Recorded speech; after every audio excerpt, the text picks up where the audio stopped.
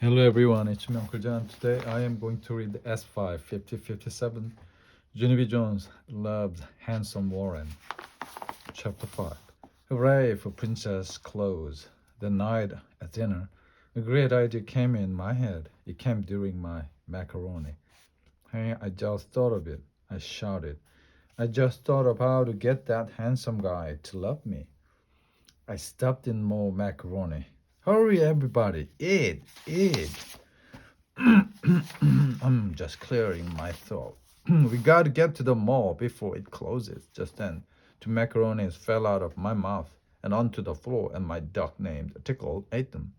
Daddy made a face. Hey, hey, hey, slow down. What's the hurry? He said. We got to get to the mall. That's what's the hurry.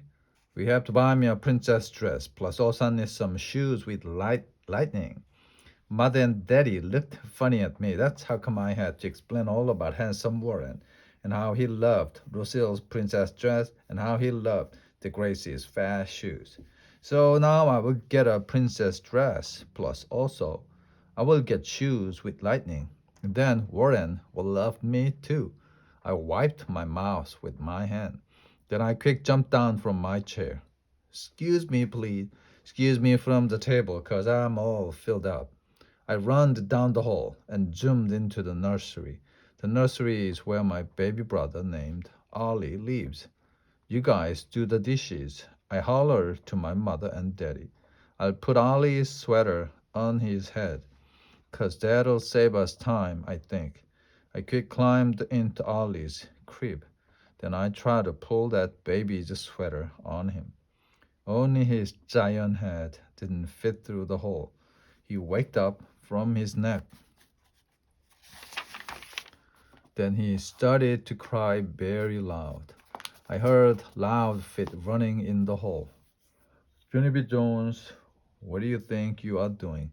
It yelled an angry voice. It was Mother. She ran in the room and picked up baby Ollie. She patted his giant head. That's quite a melon he has there, I said very quiet. Baby Ollie kept on crying. Want me to get a leash? I asked Mother. Let's put him on a leash, okay?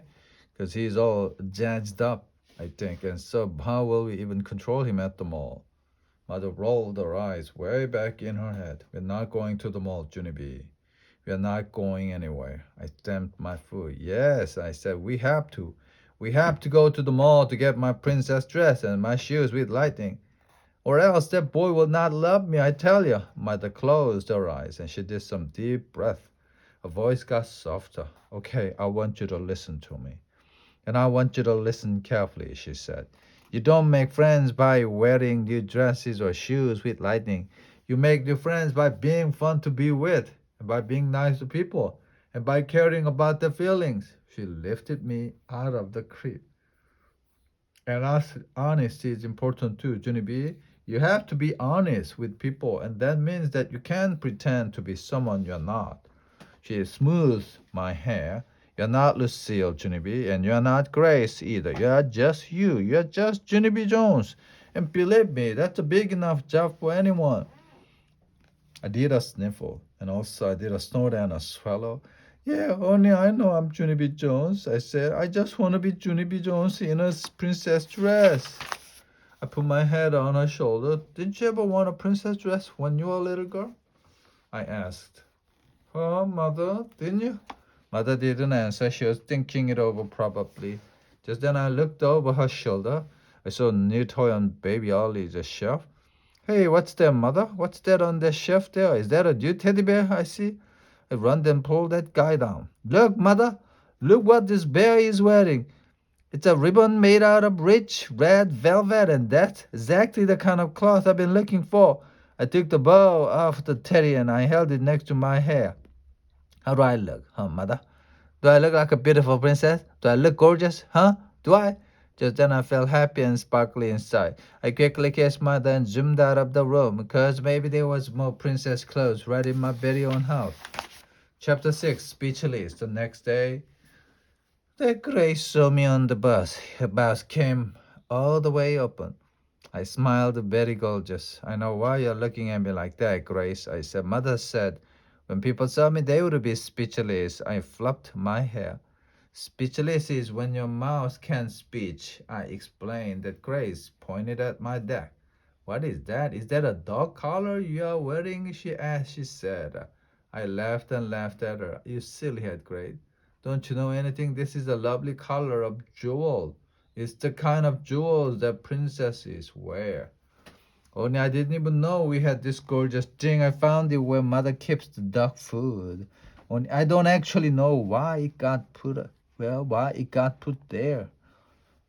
I hold it up my arms and did you notice this, Grace? Did you notice my long white princess gloves? They are the kind of gloves that Cinderella wears. And Cinderella is a real actual princess and plus also she does floors. I pointed at my head. And what about this golden crown I'm wearing? It's from a real actual Dairy Queen. Plus I also had red velvet vows on my sneakers, and mother even drew lightning on their side, just like yours. I twirled all around. Just wait till handsome Warren gets a load of me now. Right, Grace? Now that guy will have to love me, 'cause wouldn't? Grace slumped down in her seat. She didn't talk the whole rest of the way to school, and guess what else? When the bus got to school, she didn't even wait for me again. He ran right straight to handsome Warren without me. I tried to race her, but my collar of jewels scratched my neck. Plus also my golden crown fell off my head. Handsome Warren was just sitting on the ground. His face was hiding in his knee. I pushed my way in front of Lucille and that Grace. Then I tapped him on the head. Hello, how are you today? I'm wearing princess clothes, I told him. Handsome Warren didn't look up. I tapped on his head again. Yeah, only I actually think you should get a load of me, 'cause Grandma Miller says I'm quite a sight. I said. Lucille rolled her eyes. It won't do you any good to talk to him, Junie B, she said. He's not talking to anyone, not even to me, said that Grace. I squatted down next to that guy and stared real hard. How come you're not talking? Huh? Warren, does the cat have your tongue? I waited very patient. Then I leaned closer to his ear. I said, does that cat have your tongue, Warren? All of a sudden, handsome Warren raised up his head. Go away, he shouted. All of you, go away and leave me alone. I stayed squatted a little long time. Then I stood up very quiet and looked at the Grace and Lucille. Good news, I said. He talked. After that, all of us kept on standing there and standing there because we didn't actually know how to handle this situation. That's why. Finally, Lucille did a huffy breath at him. You're not being nice, Warren. You used to be nice, but now you're not. And so I don't even want to be your friend today. Me either, said the Grace. I don't want to be your friend today either. Then both of those guys held hands and they stomped away from their bed furious. Handsome Warren raised up one eyeball to see if they were gone. Hello, how are you today? I said. I'm wearing princess clothes. Handsome Warren did a groan, then he closed his eyeball and he hid his face again. Chapter 7, knock knock. I sat down next to Handsome Warren. Guess what? I'm not even going to bother you, I said. I'm just gonna sit here and mind my own personal beeswax. And that's all. I thought a little bit. Plus, it is another good thing. You don't even have to look at my princess clothes if you don't want to. 'Cause clothes is not how I make friends, I said. Handsome Warren didn't move. I looked at his head. Guess what? There's something in your hair, I told him. I looked harder at that thing. I think it's a tiny leaf. Else, baby, it's a piece of Kleenex, I said. He still didn't move. Want me to brush it off for you? I asked, 'cause that wouldn't be any trouble. And I would be happy to do it. I waited very patient for him to answer. Then I tapped on him some more. Yeah, only I really think you should do something, I said. 'Cause what if somebody blowed the nose on a teeny Kleenex and then it flied in the wind, got stuck in your hair. Did you ever think of that? Huh? 'Cause that would be pleasant, he didn't answer. Whoever wants me to get the Kleenex out of his hair, raise your hand, I said. All of a sudden, handsome warden uncovered his angry face. I thought you weren't gonna talk, he hollered. I thought you were going to mind your own personal beeswax. I smiled very quiet. Yeah, only I am minding my own personal beeswax, Warren. I just needed to tell you about the teeny Kleenex. So now I'm all done talking, period. The end. Handsome Warren rolled his eyes way up at the sky. He covered up with his arms again. I waited some more. Okay, here is the problem, I said. Teeny Kleenex is still there, and so how would you like me to handle this?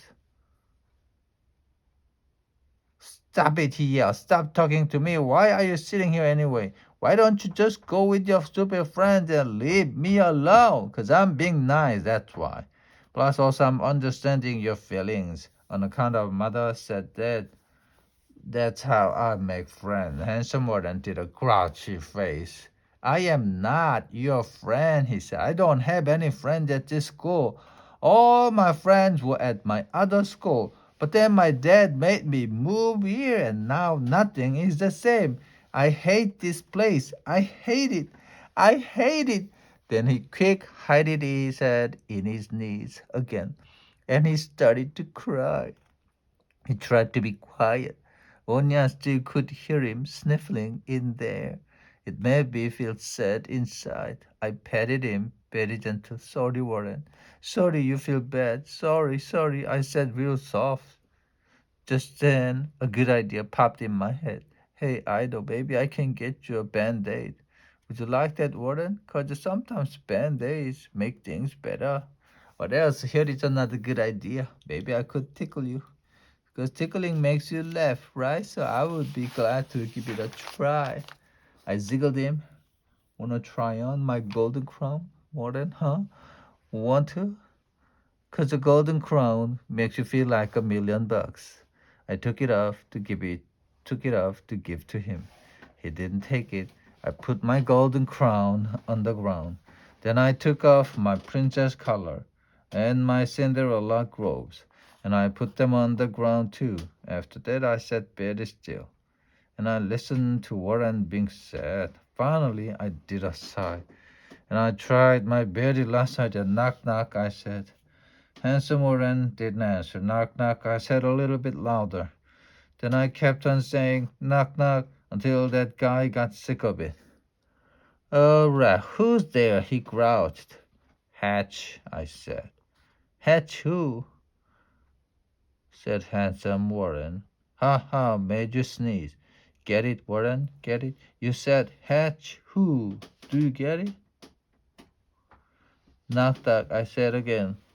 Handsome Warren picked one eye at me. Who's there? He said. Ash, I said. Ash who? Said Handsome Warren. Ha, I did it again. Warren, I made you sneeze again. You said Ashu, and so that was another good one. Right. Handsome Warren raised up his head. His face didn't look as mad. Knock, knock, I said. Who's there? Said Handsome Warren. Cook. Cook who? He said. I made a fist at that guy. Hey, who are you calling cuckoo, mister? I said. Just then Handsome Warren did a teeny smile. He waited for a second, then he smiled some more. Knock, knock. Who's there? I see. I see who? I see London. I see France. I see Lucille's underpants, he said. I clapped and clapped. Me too, Warren. I saw those things too, 'cause that crazy cook is always twirling around in those bouncy dresses. That's why. All of a sudden, my whole face lighted up. Knock, knock. Who's there? Irish. Who? Irish who? Irish. I was an Oscar Mayer winner. I sang real loud. Then me and Handsome Warden started laughing real hard, and we holded our sides and we rolled all around on the ground. You're a nupple, said Handsome Wallen. You're a nupple too, I said back. We are both nupples, he said. And so after that, me and Nupple Warren rolled and left and rolled and left, all around the glass, till the bell rang, 'cause that's what Nupples do, of course. Plus also me and him are brand new friends, I think, and that's called Happily Ever After. The end.